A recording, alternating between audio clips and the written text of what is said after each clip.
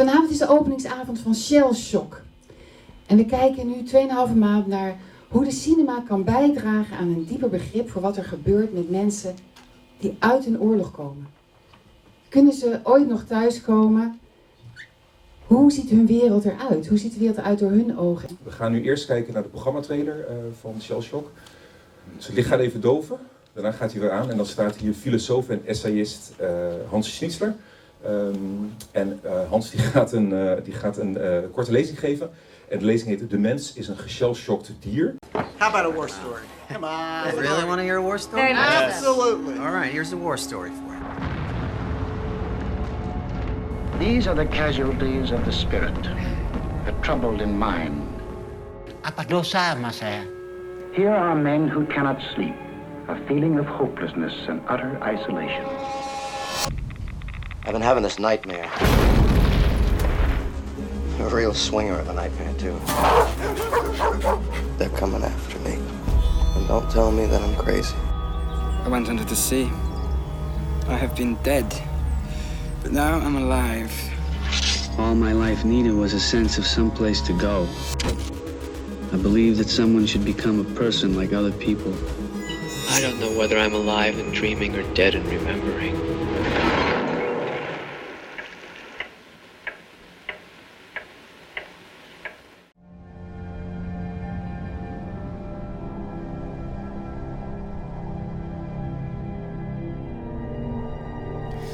Nou ja, hij is een bijzonder traumatische herinnering die dus samenhangt met de oorlog die Israël gevoerd heeft in Libanon. En de massamoord die daar ook heeft plaatsgevonden in die 2 kampen, Sabra en Shatila.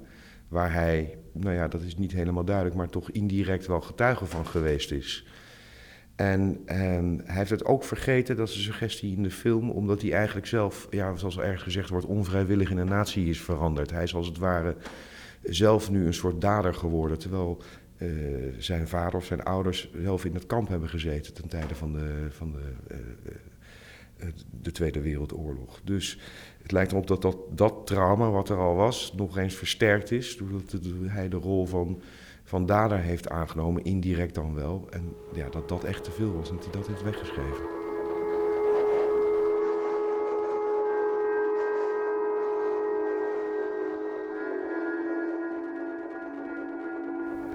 Mijn vader was Joods en dook in 1942 onder op 8-jarige leeftijd samen met zijn ouders.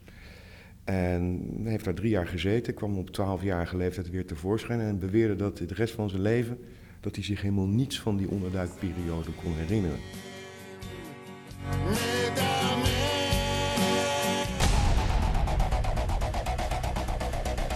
Nou ja, wat je natuurlijk ziet is dat je dingen in het leven kunt meemaken die zo'n dusdanige onderbreking zijn van het wat normaal is tussen aanhalingstekens, dat de herinnering dat als het ware wegschrijft in een soort ultieme daad van zelfverdediging. Er is ook een woord voor, dat heet dissociatieve amnesie. En dan kunnen dus dat soort gebeurtenissen, dat soort herinneringen, die vallen als het ware buiten je persoonlijke verhaal, buiten het narratief dat we allemaal op de een of andere manier over onszelf willen vertellen.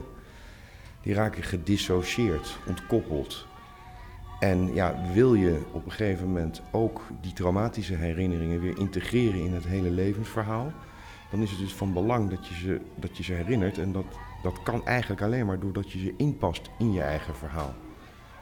En ja, dat is denk ik een belangrijk inzicht van deze film. Is dat door te gaan praten, door langzaam maar zeker weer toegang te zoeken tot die herinnering, komt het in één keer weer terug en kan het ook een narratief weer worden. Een narratief dat je kunt inpassen in je eigen specifieke levensgang.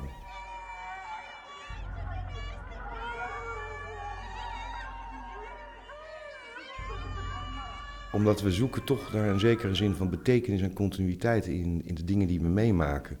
Heel plat gezegd dat het toch ergens een soort plot heeft. Dat het ergens ook een soort richting en doel heeft.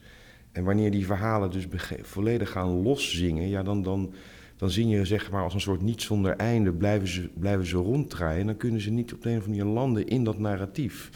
Waarin een zekere coherentie van belang is om te kunnen overleven, bij wijze van spreken.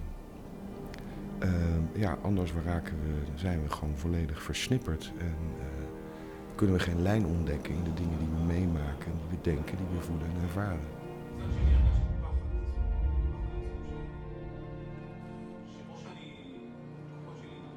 Yeah, my wife's the only person I ever told.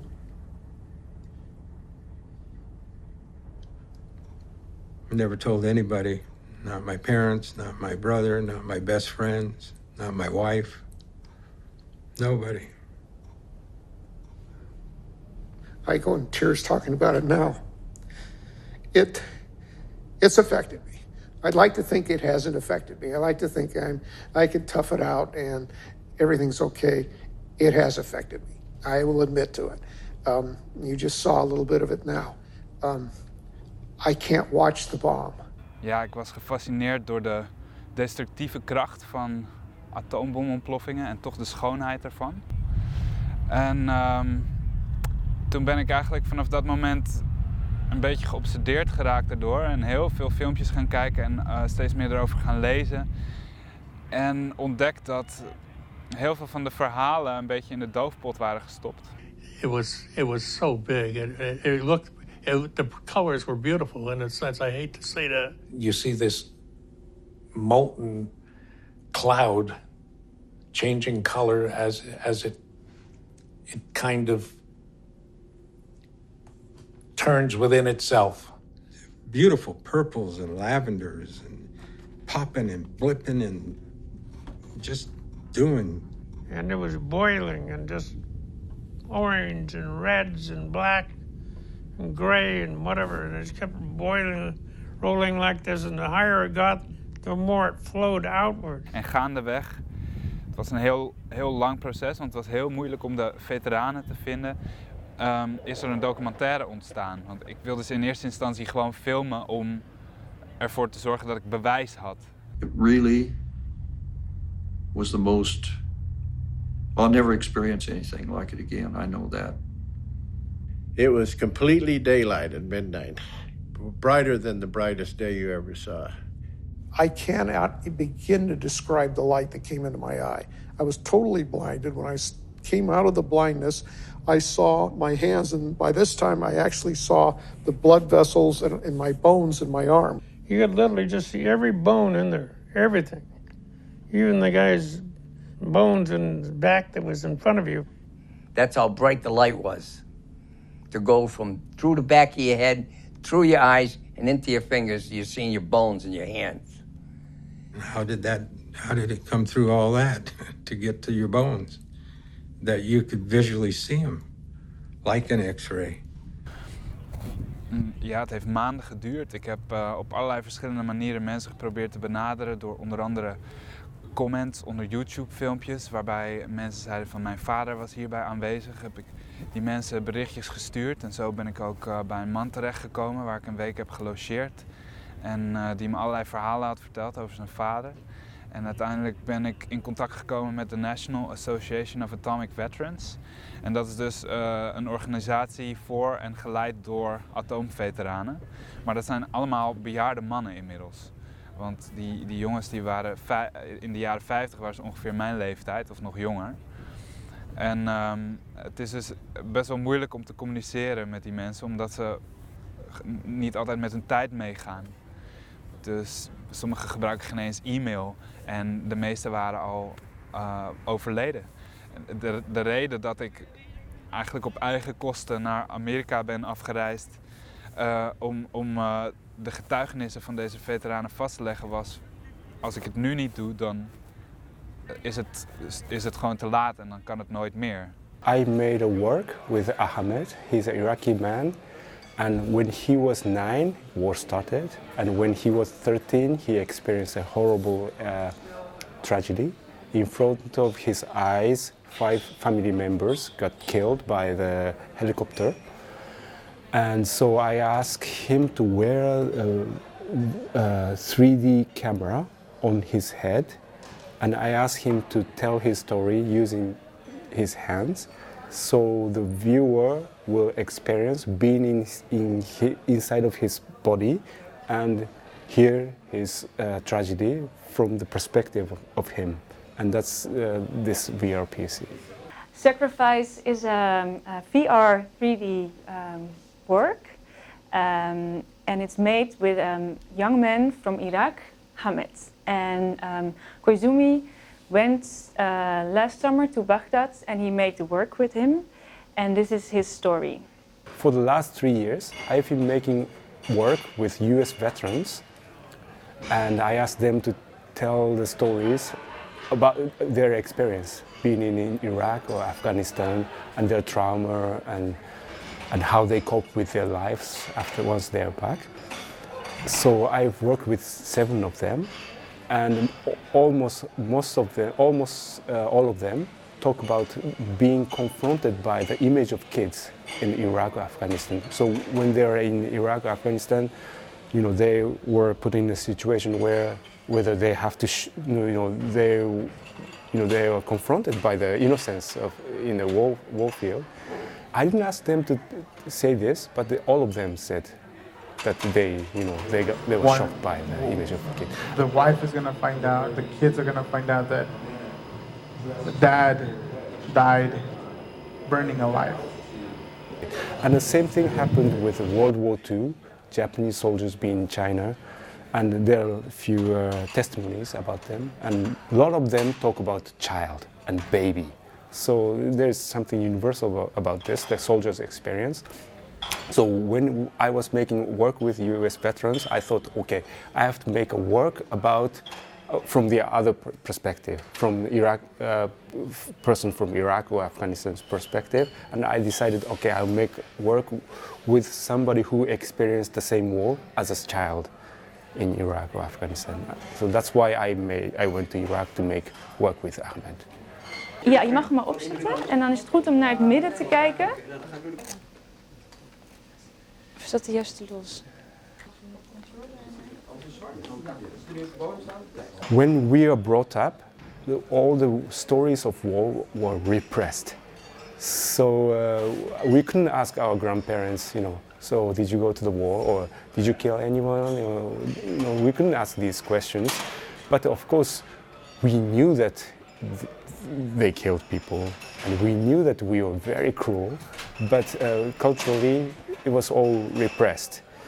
So that's a kind of environment that I was brought up. お父様、お母様、長い間どうもありがとうございました。いよいよ出撃です。こんなに名誉ある死に場所が与えられて、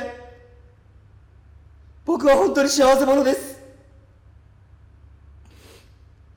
お国のために立派に死んでまいりますので。They're kind of sacrifice and their lives are sacred, and so it's really very much connected with my BRPs that I made in Iraq.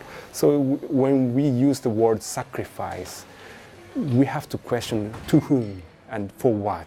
Hoe heeft de mensheid altijd met ellende omgegaan? Met de gruwelijkheid van de oorlogen, van geweld. Altijd met verbeelding, altijd met kunst. Iets groots maken, iets moois van maken.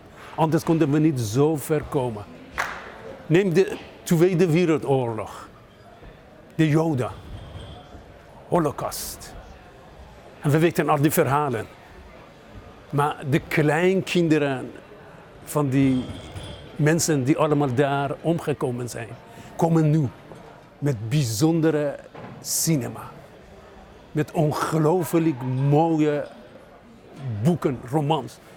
Ik zit thuis en ik pak een boek van een klein kind, van een man en vrouw die omgekomen is. Ik geniet ervan. Oh, en de pijn is groot. Maar je kan niet blijven steken in de pijn. Juist, dat boek, die literatuur, die kunst, helpt mij om dat ellende te verwerken en verder te gaan. Neem Guernica in Spanje, die bombardementen. De stad was plat door die bombardementen. Maar opeens, het leven brengt een grote kunstenaar voort. Picasso. En hij maakt er een schoonheid van. En dat groot doek. Guernica. Pijnlijk. Verdrietig. Als je naar kijkt, je voelt de pijn. En ook, je geniet ervan. Dat is de mens. De mens is altijd zo gedaan om verdriet te verwerken en achter zich te laten. En dat doen wij ook. Met boeken, met film, met exposities, met poëzie, met liefde. En vooral met liefde. En nogmaals, met liefde die in een film als Hiroshima ook voorkomt. 2 mensen hebben oorlog meegemaakt. Ellende dragen ze op hun schouders als ze de stad binnenkomen. Maar opeens 2 bijzondere mensen met een zwaar verleden. En de harten beginnen te kloppen om iets bijzonders van te maken. Een liefde, een story en een film. Hiroshima, liefde. Hiroshima, de mens. I think that media can be considered as what Derrida called a pharmacon. So they can be both poisonous and healthy medicine. And I think a lot of the films in this program have that medicinal quality. They show how films can help to tell a story, to remember, to share, to get a hold of certain things. So it is very beautiful and very important, and in that sense, nothing to be afraid of, and something good. Well, cinema and war have actually a very long history. We could say they co-developed together. And this starts already at the very beginning, pre-cinema, when in the 19th century, Gatlin developed the automatic machine gun in a cylindric kind of way that could fire rapidly. And this directly inspired Jules Etienne Marais to develop his chronophotographic rifle, which was a rifle. Again, it's a weapon that also had a cylindric vault which could take photographs in a rapid succession, which allowed him to photograph movement. So this was a direct inspiration, and then vice versa again. Marais was not a photographer, he was a physiologist, and he worked for the army as a researcher, and he was researching movement. So his findings that about movement that he was shooting and that he found with this rifle, this photographic rifle, were feedback again to the army. Airplanes that were developed around the First World War, a bit before, but they were intensively more developed during the First World War. They were actually immediately also equipped with cameras, photo cameras and film cameras.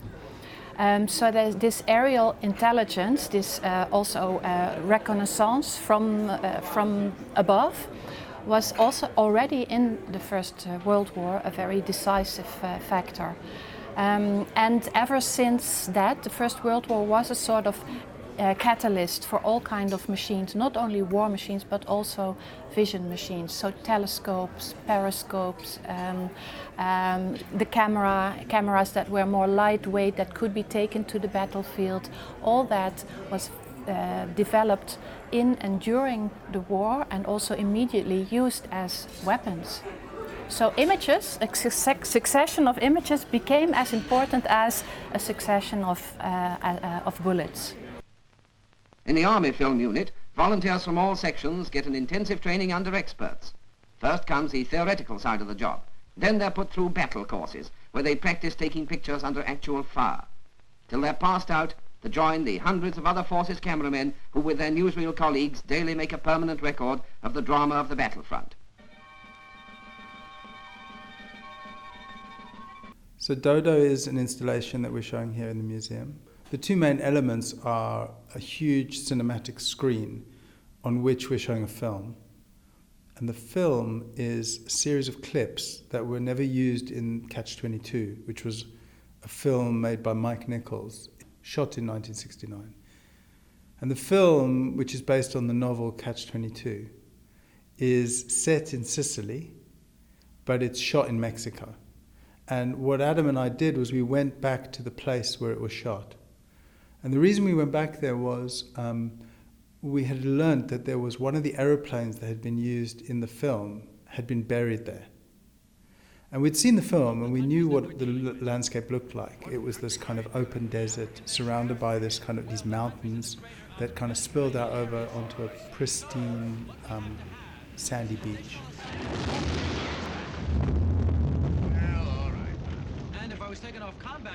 We got in touch with Paramount Studios in LA and we said, where is all the footage that wasn't used in the film?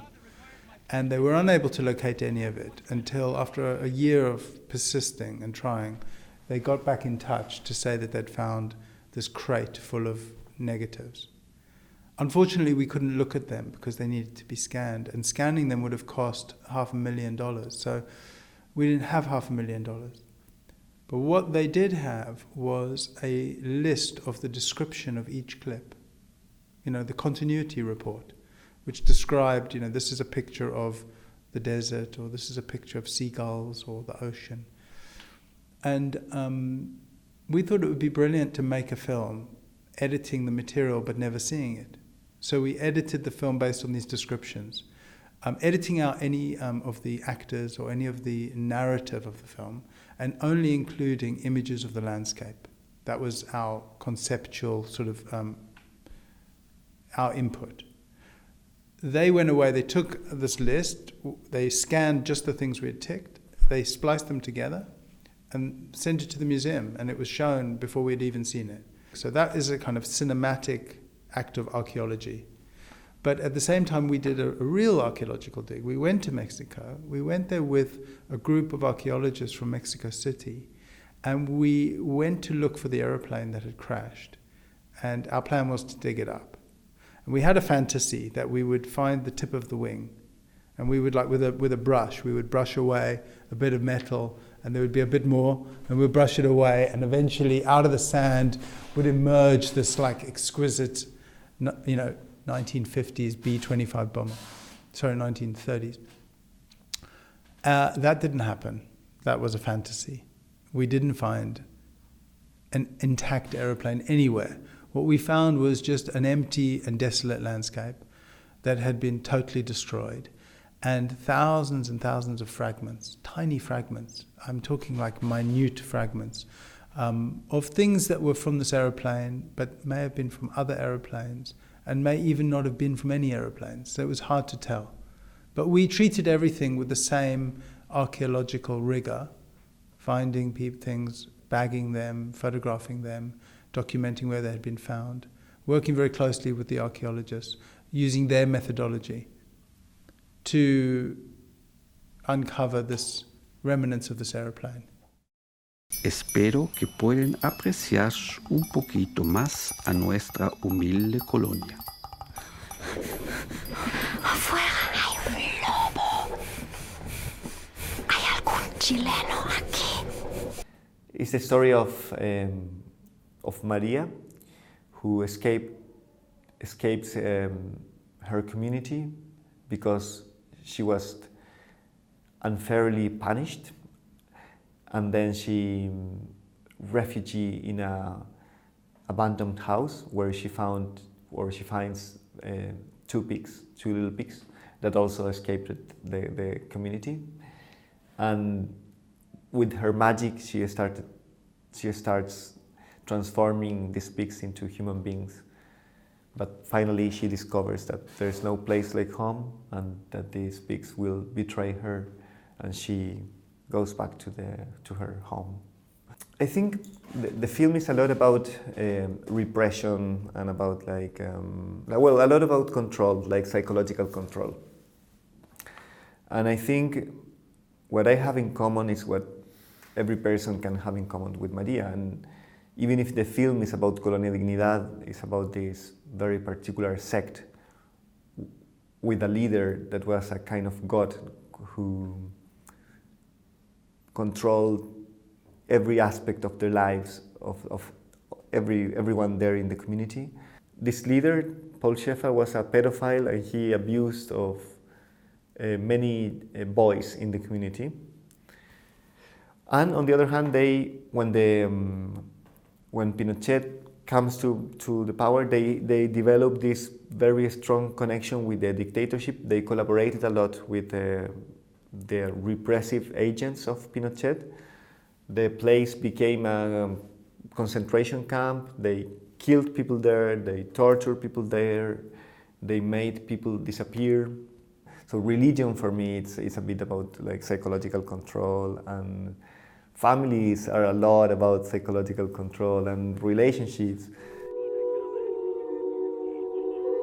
Maria, Maria.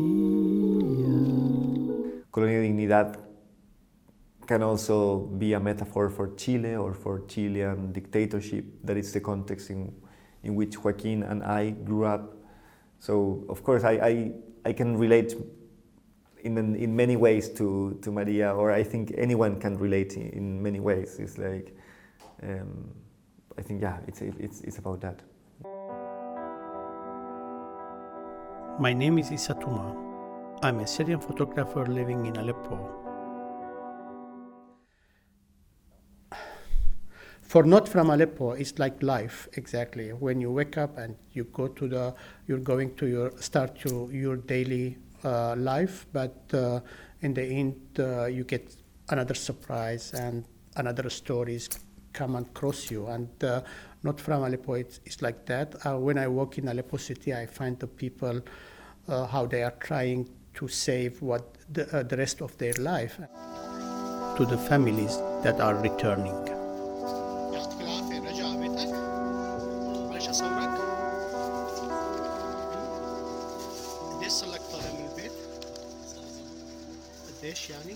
Like some of the people who come from the war, they tell the same stories what is in your magazine here in West, because they think this is what exactly you want to hear as Western people.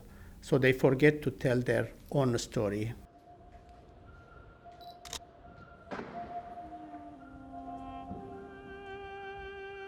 الإعلام الرسمي بسميهم إرهابيين، والإعلام الدولي بسميهم مقاتلي الحرية. ما بيهمني شو بيسموهم، لأنه قررت إنه ما أختار طرف.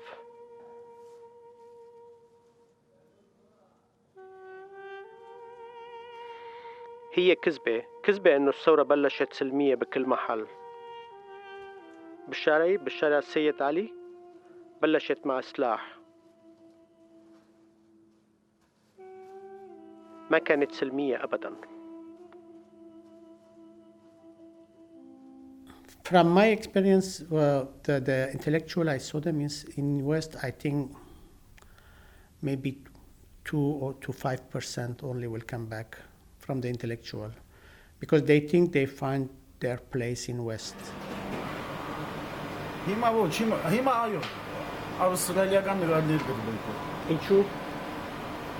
Kracht բացվեցավ Ավստրալիայի ու շատ թիվով մարդիկ իսկ սանքին շատ բայց դու դες միան ու դեր երթանգոր քարտը դեպած նկարներում բաներ այո թիվը շատ մեծ է դժբախտը բայց Եվրոպա գեցավ հիմա այո Եվրոպա շատ քիչ է. I don't know how much intellectual you can accept in Europe. that question, because I think the original country need them more. Because any society without cultural life will be like the center of the all kind fanatism. Ik werk als psychiater, traumapsychotherapeut. Ik werk vooral met nieuwkomers, met vluchtelingen en migranten. En ik geef trainingen en lessen. دايما أربعتنا مع بعض يعني بقى ما بعرف شلون أول تجربة يكونوا بعاد عنا يعني.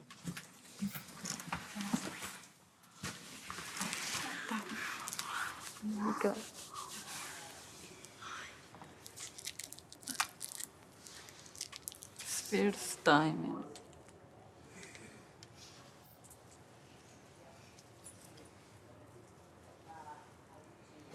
Inderdaad zijn twee gezinnen en de situatie in Syrië en Irak is bijna identiek. Hè? Dus eigenlijk, het is niet alleen maar die oorlog die wat heeft nu plaatsgevonden. Hè? Want eigenlijk, we hebben over twee landen die 30, 40 jaar, dus eigenlijk 2 generaties, 3 generaties achter elkaar van onderdrukking en oorlogen. Dus die hele opvoeding en die naoorlogse generatie, zeg maar, hè, je ziet het in die film dat de ouders zijn zo bezorgd over de kinderen, terwijl de kinderen denken, nou, we gaan naar kamp en we gaan kijken wat gaat gebeuren. En je ziet hoe die ouders beschermd zijn, waar ook heel vaak gebeurt, zeg maar, dat de ouders zijn meer bezorgd en meer angstig dan de kinderen zelf. En zij projecteren die angst ook op de kinderen. نظافتكن نظافة المخيم. وتسمعون كلام الإيش يقولوا لكم تسمعون كلامن. لا تصرفون عند حالكم. You promise me you're going to be careful, right? Yeah. Okay. My brother told me don't use a knife. Why do you say not to use a knife? Because it's bad. It's bad? Yeah. Sometimes bad, sometimes nice.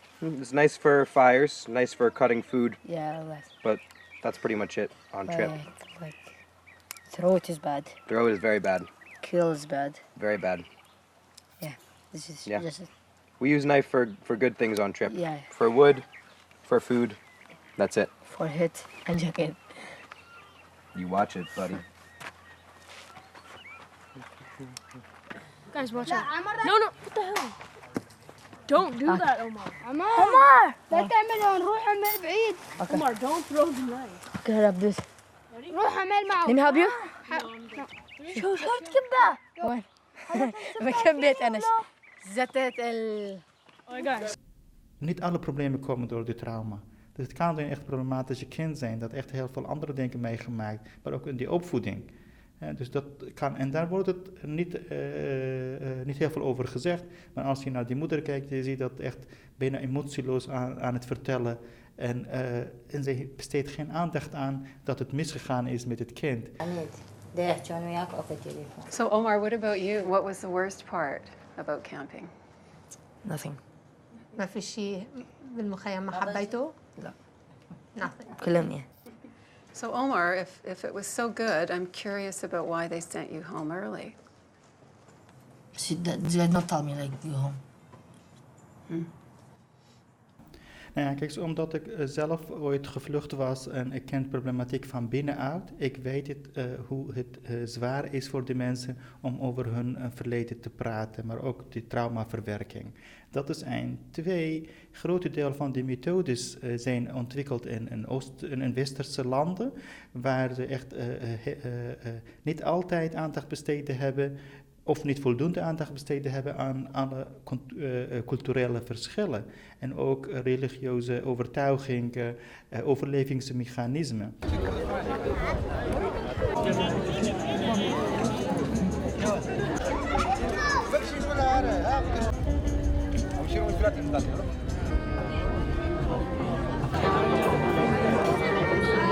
Where are you from? Iran. Iran. Yeah.